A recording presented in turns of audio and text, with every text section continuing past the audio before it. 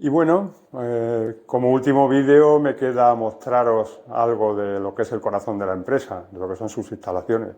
Estamos ahora en una sala blanca que tenemos en las instalaciones de Alboraya, una sala blanca de unos 80 metros cuadrados, en las cuales se puede fabricar, tenemos autorización para fabricar cosméticos, detergentes, biocidas, desinfectantes de piel sana, antisépticos y productos para desinfectantes de ámbito clínico.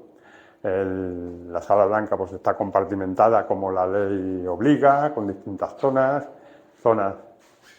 donde pues puedes cambiar antes de entrar.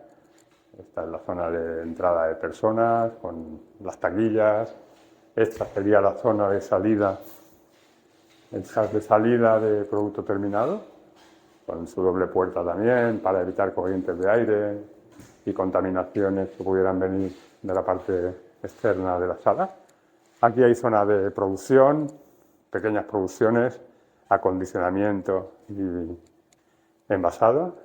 Y aquí en la parte final pues está la sala donde están los reactores. Hay dos reactores, una máquina de envasar, una máquina de etiquetar. Que bueno, como veis, pues hoy mismo hemos estado fabricando y hay botellas y líneas. Hay después otra sala, otro compartimento, que es el compartimento de pesada, donde se acondicionan también los envases y los materiales antes de entrar y pesamos las cantidades que utilizamos, como veis también con su doble puerta.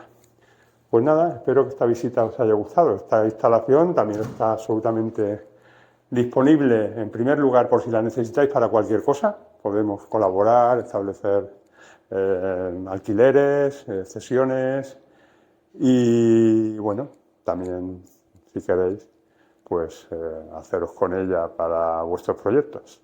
Y nada más, este era el último vídeo que quería mostrar y espero que hablemos, si es de vuestro interés, algo de lo que os he podido enseñar. Adiós.